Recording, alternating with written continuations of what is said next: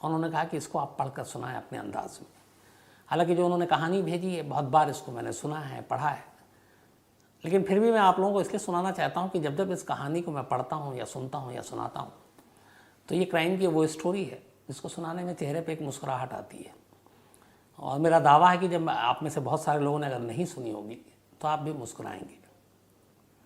कहानी क्राइम की दुनिया से ही है। एक पुलिस वाला एक नाई के पास अक्सर जाया करता था, बार बार। अब आपको पता है जब बार बार के पास जाते हैं आप शॉप पे, नाई तो बाल कटे या शेव बनाए तो बातें चलती रहती हैं। तो वो नाई भी इसी तरीके से जब भी पुलिस वाला आता तो उससे इधर उधर की बातें करता।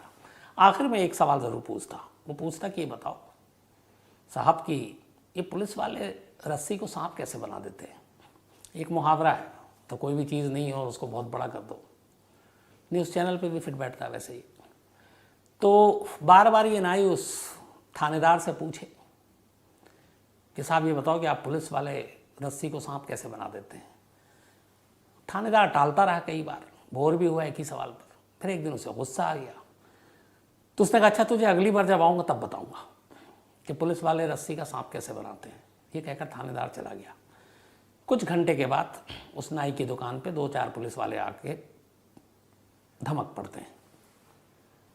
अब इतने सारे पुलिस वालों को देख के नाई परेशान। तो उनमें से एक पुलिस वाला कहता है कि हमें खबर मिली है कि तुम गैर कानूनी तरीके से हथियार बेचते हो। नाई पहले हंसता है, फिर कहता है क्या मजाक कर रहे हो साहब, मैं तो सीधा साधा एक दुकानदार हूँ, बार्बर हूँ, लोगों के बाल काटता हूँ, शेव बनाता हूँ, और आपके थानेदार साहब भी मेरे जानने वाले मेरे ही दुकान पे मुझसे ही बनवाते हैं। तो सिपाही फिर कड़क अंदाज में गुस्से में बोला हमारी खबर गलत नहीं है, मुखबिर ने खबर दी है। और इसके बाद वो कहते कि हमें तलाशी लेनी है। अब वो नाई की दुकान की तलाशी लेने लगे। इन्हीं में से एक पुलिस वाला चुपचाप से नाई की नज़र बचाकर एक पुराना जंग लगा हुआ कोई कट्टा लेकर आया था, उसने नाई की दुकान में वो रख दिया। थोड़ी देर के तलाशी का ड्रामा दिखाते दिखाते अचानक वो पुलिस वाला कहता है अरे मिल गया, ये देखो हथियार। अब नाई की हालत ख़राब, उसके दुकान में वो तमंचा। अब पुलिस वाला उससे कहता है कि ये बता तू ये कब से धंधा कर रहा है, किस किस को तूने हथियार भेजे, कौन कौन से गैंग से तेरा संबंध है, किस गैंग के लिए तू काम करता है। अब उसको काटो तो खून नहीं। परेशान बोला साहब मैं शरीफ आदमी हूँ, मेरा कुछ नहीं मालूम, और ये कहाँ से आया इस दुकान में ये भी नहीं जानता हूँ, और आपके थानेदार साहब मेरे जानने वाले हैं। तो बोला कि तू हमें धौंस दे रहा हमारे सीनियर की, अब तो थाने चलेगा। अब नाई गिड़गड़ा रहा था कि इतने में थानेदार पहुँच गए वहाँ पे शॉप पे। अब नाई उनको देख के फ़ौरन उसके जान में जान आई। बोला साहब देखिए आप तो मुझे जानते हैं, मैं तो सीधा साधा आदमी हूँ, इन्होंने मेरी दुकान से ये हथियार उठा लिया और कह रहे हैं मैं इसका धंधा करता हूँ, मैं गैंग के लिए काम करता हूँ, आप तो जानते हैं मैं कितना सीधा साधा हूँ। थानेदार सारी बात सुनता, पूछता क्या हुआ। पुलिस वाले कहते हैं साहब इसके पास से कट्टा मिला है। थानेदार नाई को कोने में ले जाता है, उसका बोलता है कि देख मैं अगर जानता हूँ कि तू मुझे जानता है, मैं तुझे जानता हूँ, लेकिन अभी छोड़ दूंगा तो ये पुलिस वाले बड़े बदमाश हैं, जो सिपाही है, ये ऊपर साहब से मेरी कंप्लेंट कर देंगे और फिर मैं फंस जाऊँगा। तो अब कट्टा मिला है तो इसका मतलब है केस तो बनेगा, लेकिन तू मेरा जानकार है तो एक काम करता हूँ, अभी एफआईआर बनी नहीं है तो 20,000 रुपये दे दे इन पुलिस वालों को, मुंह बंद हो जाएगा, केस भी ख़त्म हो जाएगा, जेल भी नहीं जाना पड़ेगा, और ये सिर्फ इसलिए कर रहा हूँ कि मैं तुझे जानता हूँ। नाई रोने लगा कि साहब आप तो जानते हो गरीब आदमी 20,000 कहाँ से लाऊंगा। उसने कहा मुझे नहीं मालूम, वरना फिर तुझे जेल जाना पड़ेगा, तू कुछ भी कर। आखिर में नाई को लगा जान छुड़ानी है तो पैसे तो देने पड़ेंगे। वो बोलता अच्छा अभी मैं भी आता हूँ। भाग के घर जाता है, अपनी माँ के गहने निकालता है और गहने ले जाकर बेच देता है 20,000 रुपये में एक जौहरी को। बेचने के बाद पैसे लेकर आता है, पुलिस वाले दुकान में ही थे, थानेदार को पैसे देता, कहता ये लो साहब। थानेदार कहता चल ठीक है अब तेरे खिलाफ कोई केस नहीं होगा, मैं इनको संभाल लूँगा। उसके बाद फिर पूछता है अच्छा ये बता तो ये पैसे लाया कहाँ से। तो उसने कहा माँ के गहने बेच दिए। तो बोला था तूने कहाँ बेचे। तो उसने बताया कि वो चौक पे जो एक जौहरी की दुकान है वहाँ। थानेदार ने सुना, सिपाही की तरफ देखा, बोला सुनो इसको हथकड़ी लगाओ और जीप में बैठाओ। अब नाई की हालत ख़राब, फिर कह रहा साहब आपको तो पैसे भी दे दिए, अब आप क्यों हथकड़ी लगा के। बोला अब तू चुपचाप चल। अब उसको जीप में बैठाया, हथकड़ी लगा दी। अब उस दुकान में पहुँचे जिस दुकान में उसने कुछ देर पहले ही अपनी माँ के जेवर बेचे थे। जीप में बैठा हुआ है नाई, हथकड़ी लगी हुई है। थानेदार अंदर जाता है सिपाही को लेकर और बोलता है कि तुम चोरी के जेवर खरीदते हो और ये क्राइम है। जौहरी की हालत ख़राब। बोला नहीं साहब हम तो ऐसा कुछ नहीं है। तो बोला अभी थोड़ी देर पहले तुमने ख़रीदा और वो देखो बाहर बोला वो जीप में जो शख्स बैठा हुआ जिसके हाथ में हथकड़ी है वो एक चोर है और चोरी के माल हर जगह भेजता, और उसने अभी अभी कबूल किया कि तुम्हारी दुकान पे उसने 20,000 रुपये का चोरी का माल बेचा। अब दुकानदार ने जब देखा कि ये जो हथकड़ी लगा हुआ बैठा हुआ शख्स है तो वाकई वही है जिससे अभी कुछ देर पहले मैंने जेवर ख़रीदे, अब ये चोर है। अब पुलिस ने कहा कि चोरी का माल खरीदने के इल्ज़ाम में तुम्हें गिरफ्तार करते हैं, तुम्हारे सारे माल जब्त करते हैं, अब कोर्ट चलो और थाने चलो। जौहरी गिड़गिड़ाने लगता है, बोलता साहब माफ़ कर दो, मुझे नहीं मालूम था। थानेदार उसे भी कोने में ले जाता है, कहता ठीक है सेटल करते हैं, 1 लाख रुपए दे दो। जौहरी को जान बचानी थी, 1 लाख रुपए उसने दे दिए। उसने बोला कि चल उस चोरी का जो माल है उसने जो बेचे हैं, जो बाहर बैठा हुआ है वो भी दे। तो 1 लाख रुपए थानेदार ने जेब में रखे और जो नाई ने अपनी माँ के जेवर बेचे थे वो भी ले लिए। थानेदार वापस आया, जीप में बैठा, फिर नाई की दुकान में गया। उसके बाद जाकर उसने कहा ये ले तेरे 20,000 रुपये, तेरी माँ के जेवर जो तूने बेचे थे 20,000 में, और घर जा, तूने जो 20,000 दिए जेवर बेच के दिए थे वो तुझे वापस मिल गए, जो 20,000 तूने दिए वो हमारे फ्री के हैं वो भी आ गए, और 1 लाख रुपए हमने ऊपर से और कमा लिए। बोला हम इसी तरह से रस्सी का सांप बनाते हैं, सामने वाले को देखकर आसामी कितना बड़ा है, कितना तगड़ा है, कितना अमीर है, उसी हिसाब से लूटते हैं। बोला ये सिर्फ तुझे इसलिए किया कि तूने मुझे पका दिया था बार बार पूछ के, आज के बाद ये सवाल मुझसे मत पूछना कि पुलिस वाले रस्सी का सांप कैसे बनाते हैं, हम सांप क्या अजगर मगरमच्छ सब बना दें, तो इसलिए हम लोगों से ये सवाल मत पूछना। नाई ने हाथ जोड़े, पैर पड़े, बोला आज के बाद मेरा बाप भी ये सवाल नहीं करेगा। तो ये कहानी थी, लेकिन बड़ी फिट बैठती है कई जगहों के कई पुलिस वालों के ऊपर, तो मुझे लगा आपसे शेयर करना चाहिए। शशांक शर्मा ने कहा था तो उनकी भी ख्वाहिश पूरी हो गई। अब आते हैं आज की कहानी के ऊपर। Valentine day, Valentine's day. मैं उस दिन कई बार बोल रहा था, तब मेरी बेटी ने मुझे कहा पापा आप गलत बोलते हैं, वैलेंटाइंस होता है। मैंने कहा अच्छा। तो खैर वैलेंटाइंस डे की बात है, 14 फेब। आजमगढ़ में एक पुलिस स्टेशन है जिसका नाम है सिधारी थाना। रात का वक्त था, पुलिस वाले थाने में बैठे हुए थे, अचानक फ़ोन की घंटी बजी। वहाँ के सरकारी सिविल हॉस्पिटल से एक फ़ोन आया, उन्हें बताया गया कि यहाँ पे एक आदमी की बॉडी लाई गई है जिसके सीने पे गोली लगी हुई है, मर्डर का मामला है। खबर सुनते ही पुलिस अस्पताल की तरफ भागती है। थानेदार और बाकी लोग वहाँ जाते हैं तो देखते हैं कि एक शख्स की लाश पड़ी है, गोली सीने में लगी है, देखकर लग रहा था बेहद करीब से मारी गई है। उस लाश के साथ 2 लोग और खड़े हुए थे। उनमें से एक ने बताया मेरा नाम राजीव है, दूसरे ने कहा मेरा नाम प्रभाकर है, और दोनों ने कहा कि जो शख्स मरा है मैं उनका भाई हूँ। फिर उसने मरने वाले का नाम बताया। मरने वाले का नाम था राघवेश सिंह उर्फ टुनटुन सिंह। टुनटुन सिंह आजमगढ़ का एक प्रॉपर्टी डीलर, अपना धंधा ठीक ठाक चल रहा था, छोटी मोटी रंगबाजी भी कर लेते थे। अब पुलिस ने दोनों भाई से पूछा कि हुआ क्या, तो उसने बताया कि शाम का वक्त था, वो गाड़ी लेकर निकले थे अपनी, और उसके बाद अचानक हमें किसी ने फ़ोन किया। हम मौके पे पहुंचे, गाड़ी में इनकी लाश पड़ी थी। हम फ़ौरन लेकर, तब जिंदा थे, तब हॉस्पिटल की तरफ भागे, लेकिन डॉक्टरों ने कहा ये मर चुके हैं। अब पुलिस ने कहा कि आपको किसी पे शक है? दोनों भाइयों ने कहा हाँ, चूँकि प्रॉपर्टी डीलर का धंधा है, इसमें बहुत सारे दुश्मन होते हैं, ज़मीन जायदाद का झगड़ा था, और कई बार पुराने भी कुछ मामले केस थे। तो उन्होंने कुछ नाम बताए कि हमारे भैया की दुश्मनी इन लोगों से थी और इन लोगों ने ही मारा है। अब पुलिस पहले मौका वारदात की इंक्वायरी करती है जाकर, जहाँ पे गाड़ी थी, जो बताया दोनों भाइयों ने। पता चला हाँ सही बता रहे हैं सब कुछ। पड़ोसियों से पूछताछ की, बट किसी ने गोली मारते हुए या गोली की आवाज़ नहीं सुनी। थोड़ी थोड़ी दूरी पे घर था वहाँ। अब पुलिस ने 302 के तहत मामला दर्ज किया और छानबीन शुरू की। चूँकि जो वादी थे, जो गवाह थे, दोनों भाई थे, तो उनके बयान के आधार पर पुलिस ने एक एक सस्पेक्ट से पूछताछ करना शुरू किया। हर एक सस्पेक्ट से पूछताछ किया, लेकिन कहीं से कोई क्लू नहीं मिल रहा था। जितने से भी बात की, पता चला कि उनका मोबाइल का लोकेशन, बाकी चीज़ें सब अलग अलग थी। तो अब इन दोनों भाइयों का भी, क्योंकि हर एक पे शक करना है, उनका भी देखा, तो पता चला जो मौत में टाइमिंग थी उस वक्त ये कहीं और थे दोनों भाई, उनका भी लोकेशन अलग था, तो वहाँ से भी कोई क्लू नहीं मिला।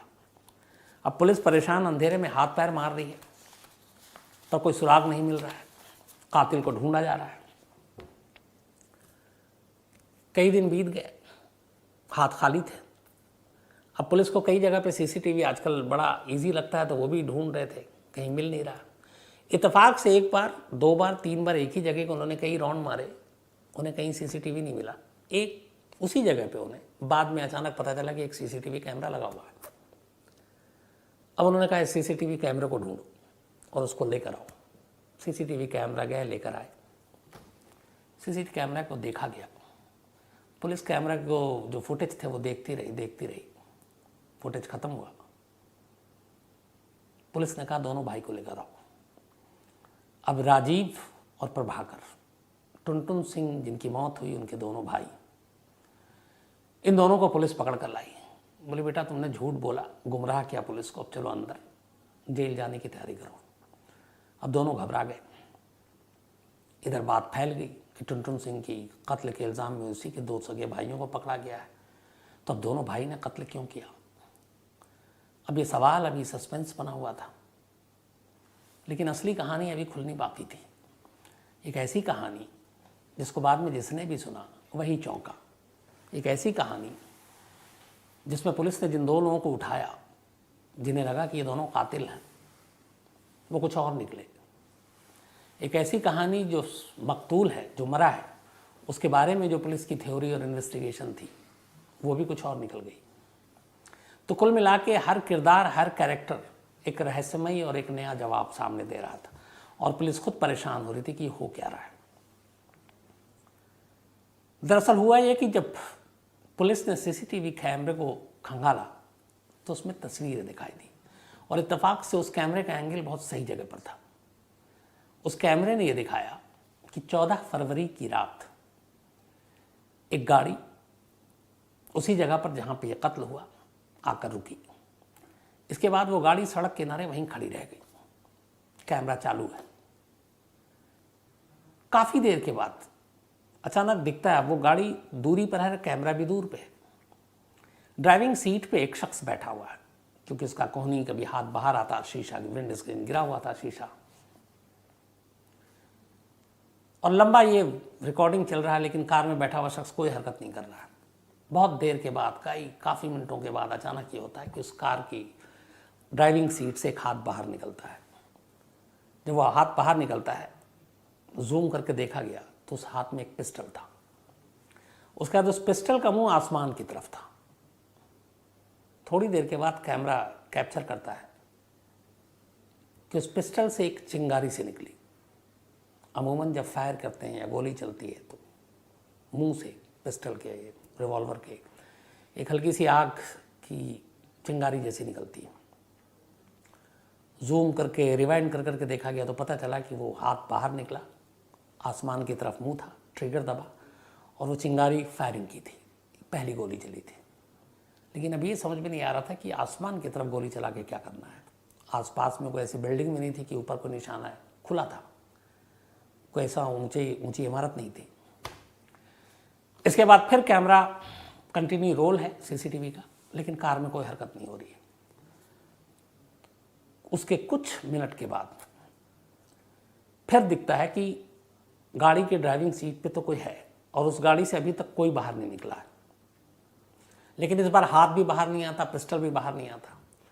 गाड़ी के अंदर से इस बार वैसे ही एक चिंगारी अचानक कुछ सेकंड के लिए दिखाई देती है, जैसी पहली बार आसमान की तरफ दिखाई दी थी, तब फायरिंग हुई थी। अब गाड़ी के अंदर ड्राइविंग सीट के पास एक दूसरी बार चिंगारी दिखाई दी, और इसके बाद शांत, इसके बाद कुछ नहीं होता है। इसके बाद कई मिनट बीत जाते हैं। फिर कैमरा दिखाता है कि उस कार के पास सामने से एक मोटरसाइकिल चली आ रही है। उस मोटरसाइकिल पर दो लोग सवार हैं। मोटरसाइकिल कार के पास आकर रुकती है, कार का दरवाज़ा खोलती है। इसके बाद कार की सीट पर बाहर से दिख रहा है वो कोई हाथ और पैर पकड़ते हैं। फिर उसे बराबर की सीट पर रखते हैं दोनों मिलकर, और फिर उनमें से एक शख्स बाइक पे वापस बैठता है, दूसरा शख्स कार की ड्राइविंग सीट पर बैठता है, और कार वहाँ से निकल जाती है। ये पूरा सीसीटीवी कैमरे में कैप्चर हो गया। अब जब क्लोज और जूम करके देखा गया तो पता चला कि वो जो दोनों बाइक पर आए थे लोग, वो कोई और नहीं थे, राजीव और प्रभाकर थे। और वो जो गाड़ी थी वो टुनटुन सिंह की थी, यानी कि राघवेश सिंह की, जिसकी मौत हुई थी। अब सवाल ये था कि बाइक से 2 लोग आए, कैमरे पे दोनों में से किसी ने गोली नहीं चलाई। टुनटुन सिंह वहाँ काफ़ी देर तक बैठा हुआ है, 2 बार चिंगारी की झलक दिखाई दी और तीसरा कोई कैरेक्टर आया नहीं। तो फिर टुनटुन सिंह को गोली किसने मारी? अब ये सारी चीज़ें, और दूसरा जब गोली मारी जिसने भी मारी, ये 2 भाई जो गोली मारने में कहीं से शरीक नहीं है, शामिल नहीं है, वो आकर पुलिस को यूं क्यों बयान दे रहे हैं कि मेरे भाई का कत्ल हुआ उस बिजनेस राइवलरी, और उन्होंने कुछ नाम दिए जिनके साथ पहले ही से इनका ज़मीन जायदाद का झगड़ा चल रहा था। तो उन लोगों का नाम क्यों बता रहा है, जबकि उस कैमरे में, उस सीसीटीवी में कहीं कोई तीसरा कैरेक्टर है नहीं। सिर्फ पूरी गाड़ी, एक गाड़ी के अंदर बैठा हुआ शख्स एक, और उसके 2 भाई बाद में जो बाइक पर आते हैं, 3 लोग, चौथा पांचवा कोई है नहीं। तो सवाल ये था कि ये सब है क्या, गोली मारी किसने, चलाई किसने? अब जब ये सारी चीज़ हुई तो पुलिस ने फिर राजीव और प्रभाकर से पूछा कि मामला क्या है, और एक तो तुम लोग वहाँ गए क्यों? तब राजीव और प्रभाकर ने फिर कहानी सुनाई। अब पूरी कहानी ये है कि राघवेश सिंह और टुनटुन सिंह 2015 से उसी इलाके की एक लड़की से प्यार करता था। दोनों का ये प्यार लंबा चला 5 सालों तक, 2020 तक, कोरोना के पहले तक। लड़की शादी करना चाहती थी टुनटुन सिंह से, टुनटुन सिंह शादी कर नहीं पाए किसी वजह से, दोनों बिछड़ गए, 5 साल का रिश्ता खत्म हो गया। लड़की ने कहीं और शादी कर ली, उसके घर वालों ने कहीं और शादी करा दी, बात आई गई हो गई। लेकिन कुछ वक्त बीता, टुनटुन सिंह का प्यार फिर से जागा। अब वो फिर से लड़की को फ़ोन करने लगा, और लड़की ने उससे कह दिया था साफ साफ कि जिस दिन मेरी शादी हो जाएगी उसके बाद से ना मेरा तुम्हारा कोई रिश्ता होगा, ना कोई संपर्क होगा, ना तुम मेरे को कांटेक्ट करोगे, ना मैं कभी तुमसे मिलूंगी, ना फ़ोन पे बात करूंगी। लेकिन शादी के कुछ ही वक्त के बाद टुनटुन सिंह ने दोबारा उस लड़की से बात करना, मिलना, उसका पीछा करना शुरू कर दिया। लड़की ने बात नहीं की, उसके फ़ोन को काट देती, उसके फ़ोन को ब्लॉक कर देती, नंबर चेंज होता, फिर वो ब्लॉक कर देती, और यह सिलसिला चलता रहा। तमाम कोशिश कर ली टुनटुन सिंह ने, लेकिन लड़की नहीं मानी, बात करने को तैयार नहीं। वो शादी के बाद बिल्कुल बदल चुकी थी, और टुनटुन सिंह किसी भी तौर पर उससे मिलना चाहता था। दोबारा वो अपने वही इश्क का सिलसिला शुरू करना चाहता था, लड़की राज़ी नहीं थी। इसी बीच में वैलेंटाइंस डे आ गया, 14 फ़रवरी। टुनटुन सिंह का प्यार इस ख़ास दिन में और जाग गया। उसने कहा कि आज तो मिलेंगे ही मिलेंगे। उसने दोपहर से फ़ोन करना शुरू किया, लड़की ने फ़ोन नहीं उठाया, नंबर बहुत सारे ब्लॉक कर दिए थे पहले ही। उसने एक दूसरा नंबर लिया, अब उससे फिर लड़की को फ़ोन किया, लड़की ने फिर बात करने से मना कर दिया। गाड़ी लेकर अब ये सीधे लड़की के घर के बाहर थोड़ी दूर पर खड़ा हो गया, जिस जगह पे ये गाड़ी खड़ी थी सीसीटीवी कैमरे में।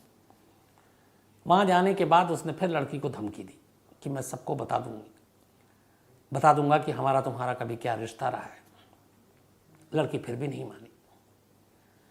इसने गिड़गिड़ाया, मनाया, लड़की फिर भी नहीं मानी। आखिर में इसने फिर वीडियो कॉल मिलाया, और वीडियो कॉल मिलाने के बाद उसने कहा कि देखो, मुझे तुमसे मिलना ही मिलना है, अगर तुम मुझसे नहीं मिली तो मैं अपनी जान दे दूंगा। लड़की ने कहा कि क्या जान देगा, या ये यूं ही धमकी दे रहा है, क्योंकि वैसे ही परेशान कर रहा था। उसने कहा मैं सीरियस हूँ। इसके बाद उसी वीडियो कॉल पे, वो लड़की के साथ वीडियो कॉल पे है, और उसने एक हाथ बाहर निकाली, उस हाथ में पिस्टल था, और उस पिस्टल को आसमान की तरफ मुंह किया और उसने गोली चला दी।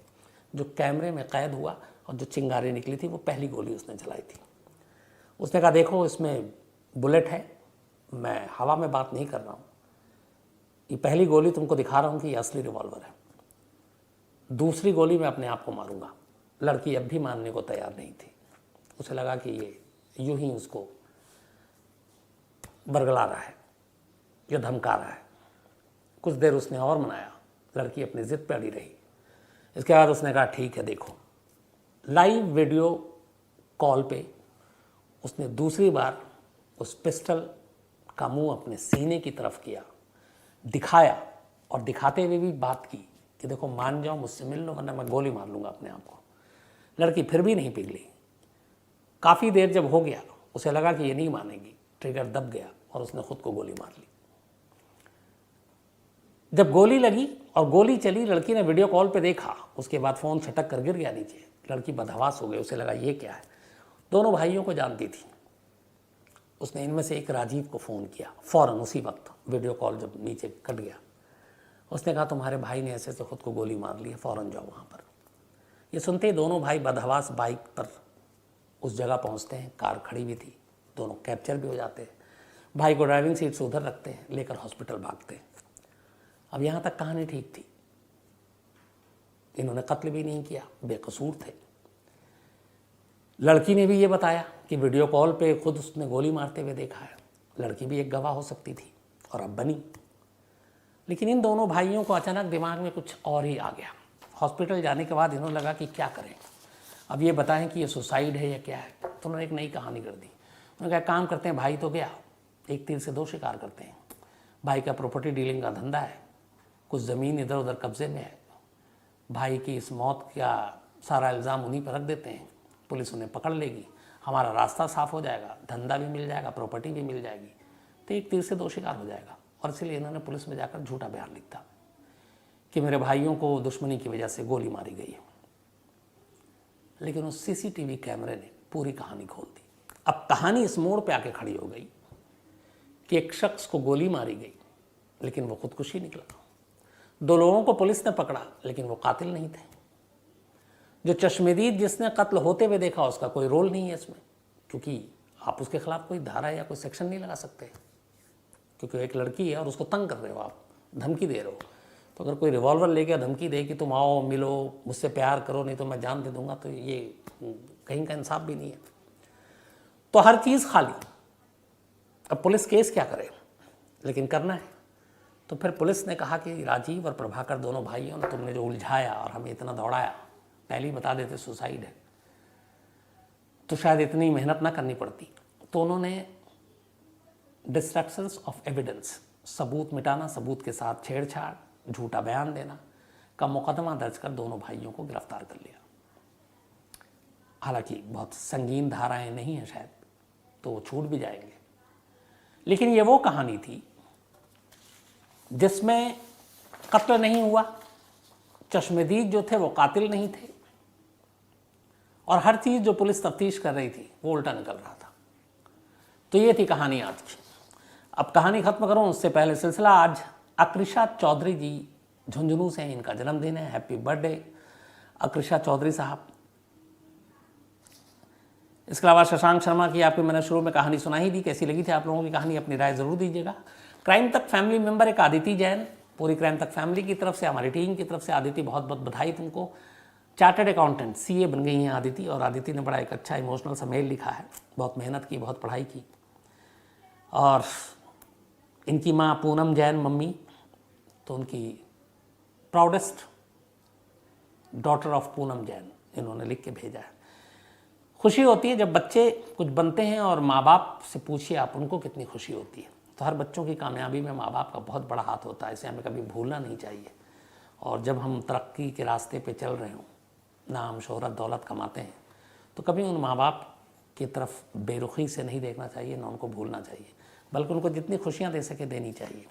किस्मत वाले होते हैं वो लोग जिनके पास माँ बाप होते हैं, तो हमें हमेशा उनका ख्याल रखना चाहिए। आदिति बहुत बहुत बधाई तुमको। अब खूब सीए बनकर हेरा फेरी बस मत करना, लोगों के सही सही हिसाब किताब जोड़ना।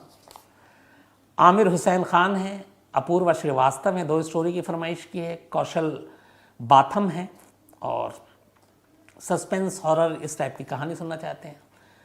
टीका भट्टा राय हैं, एक स्टोरी की फरमाइश उन्होंने भी की है। मनमोहन राणा जी है, और ये रेजिमेंट ऑफ आर्मी जो अलग अलग होता है, सिख, राजपुताना, गोरखा, इसके बारे में कहानी सुनना चाहते हैं।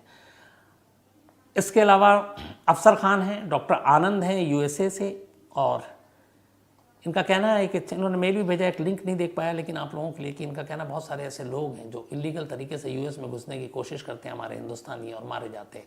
अभी कनाडा से यूएस जाते कि इलीगली एंट्री के दौरान 4 ऐसे इंडियन की मौत हो गई। तो ऐसा ना करें, वैलिड वीज़ा और दस्तावेज से ही जाए, क्योंकि जान सबसे ज़्यादा ज़रूरी चीज़ होती है, और जान और उसी की कमाने के लिए तो लोग इधर उधर भटकता है। प्रवीण गौतम हैं, बरेली की कोई कहानी सुनना चाहते हैं। इसके अलावा पूनम जैन जी हैं, निकेत अग्रवाल हैं, एक स्टोरी की फरमाइश इन्होंने भी की है जो नेटफ्लिक्स पे आई है। इसके अलावा दीपम ठाकुर है और ये यूक्रेन में अपने मेडिकल स्टूडेंट घर लौटने की तैयारी कर रहे हैं। तो दीपम ठीक ठाक से आओ और फिर हालात जैसे ठीक हों वापस जाओ। इसके अलावा अनीता हैं, इसका कल के मेल पे जो एक था कि एक बच्ची जो इंजीनियरिंग कॉलेज में पढ़ रही है, मैंने आपको बताया था एक लेक्चरर कैसे उसके तंग कर रहा था, तो उसमें अनीता, नीलकमल, जानवी, श्वेता, अनिल, आनंद, ऐसे बहुत सारे लोगों ने अपनी राय दी और उन्होंने कहा कि माँ बाप को बच्ची का सपोर्ट करना चाहिए और उसमें बाकी चीज़ें नहीं देखनी चाहिए, क्योंकि बच्ची सेफ ज़रूरी है, बाकी चीज़ें सब बेकार है। इसके अलावा प्रीति कश्यप हैं असम से, थैंक यू वेरी मच प्रीति। वशिष्ठ कुमार नायक हैं गुमला झारखंड से। तौहीद मिर्ज़ा है। अरुण वोडा, अंकित रावत, सतपाल कांतारी हैं। गुरविंदर सिंह ढींढसा हैं और ये सिमरनजीत सिंह मान की कहानी सुनना चाहते हैं। दिनेश हैं, बल्कि सुरेला दिनेश हैं। इसके अलावा घनश्याम रे हैं, बरमुडा ट्रायंगल की कहानी सुनना चाहते हैं जो मैं सुना चुका हूँ।